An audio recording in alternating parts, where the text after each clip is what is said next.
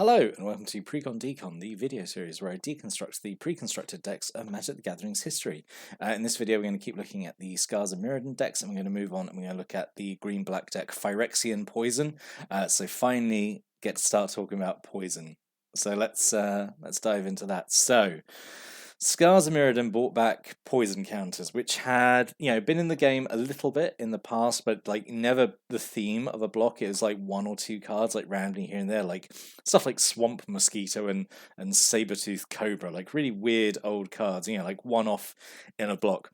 So Scars of Mirrodin brought back poison, and it brought it back like really big.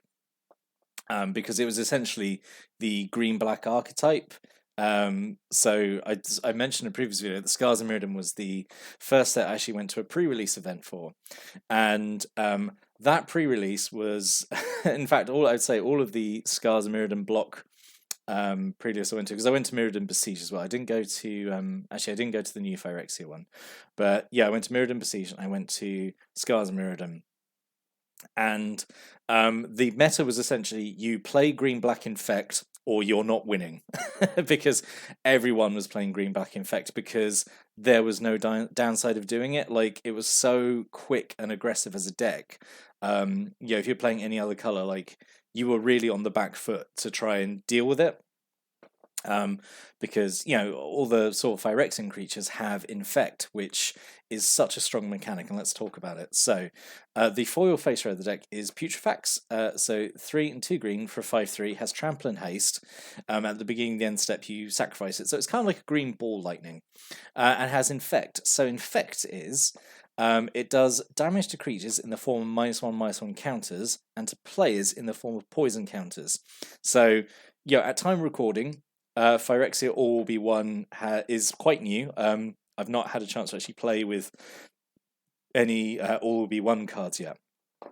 But so for those of you who are maybe like brand new, so poison means if a player has 10 poison counters, they lose, and there is basically no way of getting poison counters unless you use the super old expensive card Leeches, which is I think from Homelands, which gets rid of poison counters but also does you damage. There's probably one or two other ways in the game to get rid of poison counters, but there's not many.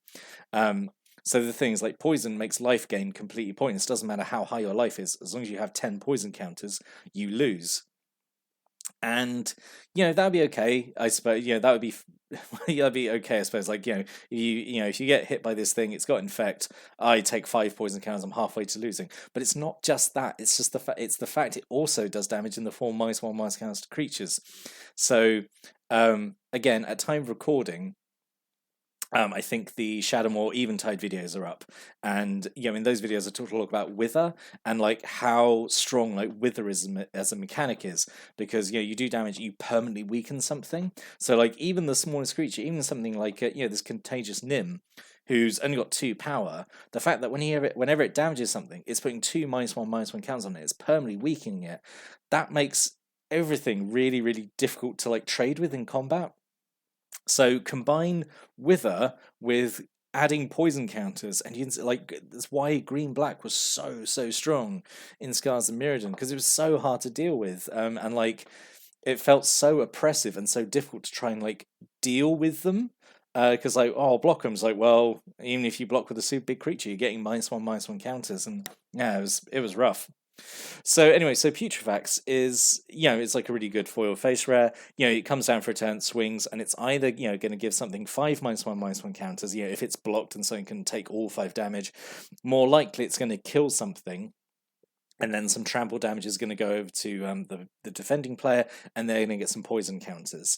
And by the time you drop Putrefax, they might already have like 5 or 6 poison counters already. So like this basically has a big block me sign on it. Otherwise you're going to lose. And the other rare is Hand of the Praetors, so 3 and a black for a 3/2 with infect. Other creatures you control with infect get +1/+1, and whenever you cast a creature spell with infect, target player gets a poison counter. So you don't even have to attack to give people poison counters. You can cast your just your creature spells with infect. So this turning like Contagious Nim you play this and then say that you do the Nim, so you get a poison counter from that, and then the Contagious Nim attacks. It's a 3/3.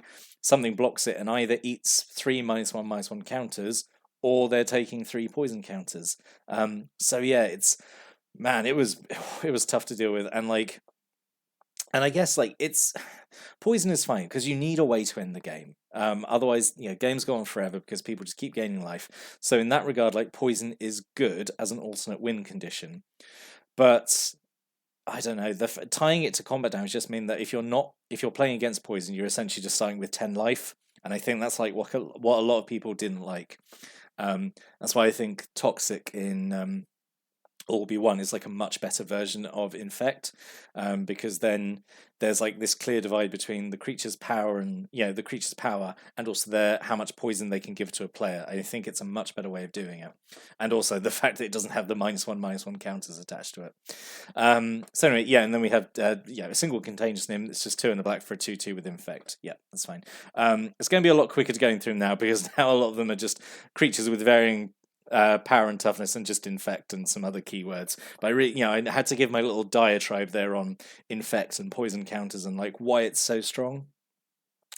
So we have a single black Cleave Goblin, 3 in a black for a 2/1 with haste and Infect, 3 Plague Stingers. This was the all-star at the pre-release events I got to because it's cheap and it has evasion and it has Infect. So yeah, a lot of games I played came down to who could get a Plague Stinger loaded up with equipment on the board first and get that to stick. Plague Stinger, 1 in a black, 1/1 flyer with Infect. Yep, so that just has to connect 10 times, but it's not going to be just the Plague Stinger attacking. It's literally all the other creatures in the deck, and you've got pump spells. So yeah, really, really mean to deal with. Really, really difficult matchup. Which I suppose makes sense because, narrative sense, because Phyrexia conquer Mirrodin, so it makes sense. This is how they managed to do it because they had much better cards. 2 Ichor Rats, so 1 and 2 black for 2/1 Infect. When it ends the battlefield, everyone gets a poison counter. So if you were playing multiplayer for some reason, I suppose that was the downside when we tried to play Infect in bigger games. Everyone would just pile on the poison player because they were such a huge threat. At least this way you can spread it around, everyone gets poison, and then you proliferate and lose friends. Then we have 2 Suspiras, 2 in a green for a 2/3 with Infect. Yep. And then 2 Tangle Anglers, 3 in a green for a 1/5 with Infect, but it has the ability where you can pay 1 green to make a creature have to block it this turn. So yeah, if they're trying to keep little utility creatures safe, nope, use the Tangle Angle to make them block, and and then they start getting counters, and it's all a bad time. And I'm going to talk about the green Infect creatures as well. This is a video with a lot of tangents because I have a lot to say about Infect. So last time I looked at the original Mirrodin green decks, I was kind of oh man, it's really a shame that green didn't have more to do with artifacts other than just destroying them. It would have been fun to see how green could interact with artifacts in a way that maybe cared about charge counters or artifact creatures, that kind of thing. And how I feel green was not super well designed in original Mirrodin. And now we have our return to Mirrodin, and green still has nothing to do with artifacts, because green is now the secondary Infect colour, and just come on, give green something to do. Thankfully, Kaladesh and Brothers War, stuff like that would give me away. It would give me the green relationship with artifacts that I kind of always wanted. But yeah, anyway, these are good cards, solid. And then have a bunch of artifact creatures with Infect. So we have 2 Corpse Cares, so 4 colours for a 2/2, has Infect. When it enters the battlefield, you may return a creature card that has Infect from your graveyard to your hand, so it's kind of like a Gravedigger effect. Basically, all your creatures in the deck have Infect as well, so this is just this is just better Gravedigger, honestly, for the deck, because it's easy to cast and it has Infect and gets anything back. So yeah, super good. We have 3 Ichor Clawmare, so 2 mana for a 1/1, has Infect. Whenever it becomes blocked, it gets +2/+2, 10 and 10, so this forces a really horrible decision on an opponent. Do they let it through and take the poison, or do they block it? And then this goes up to 3/3 and is going to mess up whatever blocks it. So it's very Phyrexian design, let's just say that. And then 2 Necropedes, so 2 colours for a 1/1 with Infect, and when it dies, you can put a -1/-1 counter on target creature. So, yeah, a lot of the time, if this gets blocked, it puts a -1/-1 counter on the creature it blocks, and it dies, and then might even kill it anyway because if it's an X2 or something. So yeah, or I mean, it can spread it and put the counter on anything. So yeah, really, and like just a really mean, fun little card. And then we have 2 carrion calls. So yeah, we're done with creatures, but we have a spell that makes creatures. So 3 and a green for instant. Make it this being instant is actually really, really strong. You make 2 1/1 green insects with infect. So yeah, more infect creatures. Important to note as well, like none of these creatures with infect have the Phyrexian creature type that was added much later in the game when they decided like we should probably have Phyrexian as a creature type. So if you look in the Oracle text, like all these are now Phyrexians, which is cool, I suppose. And then we have 2 Slice in Twain. It's just 2 and 2 green, destroy an artifact or enchantment and draw a card. Yep, this is just a fine utility card to have. And a single Relic Putrescence, 2 and a black for an aura, goes on an artifact. Whenever the enchanted artifact becomes tapped, its controller gets a poison counter. Yep, put that on a opponent's like Myr, like one of their little mana Myrs, and yeah, it's just it's bad times. It's bad times all around. The poison counters are coming from every direction. And then we just have some M11 cards here. So we have 2 Assassinates, just 2 in a black, destroy a tapped creature, fine, whatever. Single Rise from the Grave, which is good. Gets your own stuff back, gets opponent stuff back, because you're almost certainly killing them with all these counters and stuff. So yeah, and 2 Giant Growths, which is absolutely perfect in the deck because man, it can really win out of nowhere if you just do a Giant Growth on a creature with infect. Just suddenly give them 3 extra poison counters. Yeah, it's pretty good. And then to make your poison creatures even better, we've got equipment.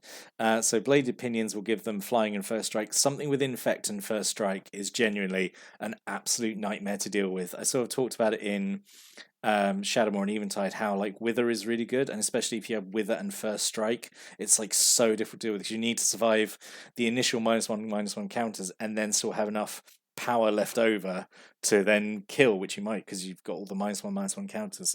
So Bladed Pinions, even ignoring the fact that Blade Pinions is like a really good equipment just on its own, like giving flying and first strike. Yeah, this on an infect creature is super mean. We have a heavy Arbalest, which is 3 colors. Equipped creature doesn't untap during its controller's untap step, which is fine, doesn't matter, because the equipped creature has tap. It does 2 damage to target creature player. Basically, you just put this on one of your infect creatures and just shoot your opponent directly and give them poison counters. Don't even swing with them. You don't need to. You can just give them a crossbow and shoot poison at them. And then a single Strider Harness, 3 mana. Equipped creature gets +1/+1, has haste, equip 1. Never been wowed by Strider Harness. I think it's okay, but like I suppose +1/+1 is okay, and the haste is alright. You can swing with, I know, one of your infect creatures the turn it comes down. It's okay. But I think Bladed Pinions is the real all-star equipment there.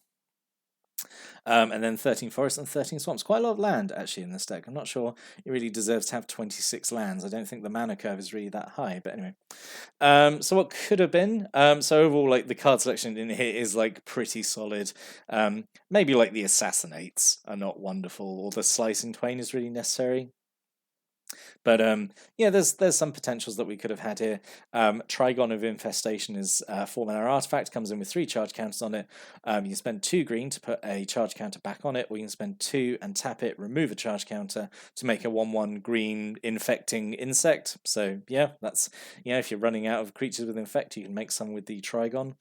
Tel'Jallad Fallen is 2 and 2 green for a 3/1, which has protection from artifacts and infect, which it obviously matters because there's a lot of artifact creatures in the set. So this being unable to be blocked by them really matters.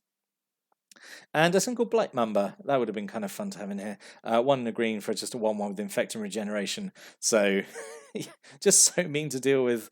Just the fact it's got infect and regenerate, and just keep swinging, never dies, keeps giving -1/-1 counters and poison counters. Yeah, very mean.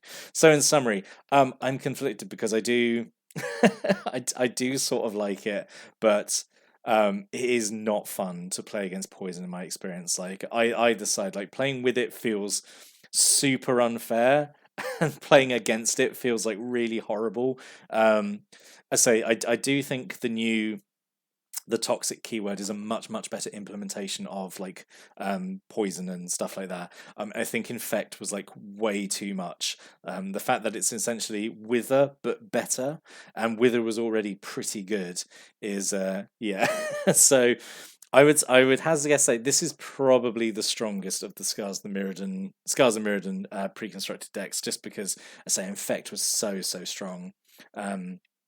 But yeah, so I can't exactly say I like it. I appreciate it for how efficient it is as a deck, but it's just too mean. I can't say I like it. It's just too mean.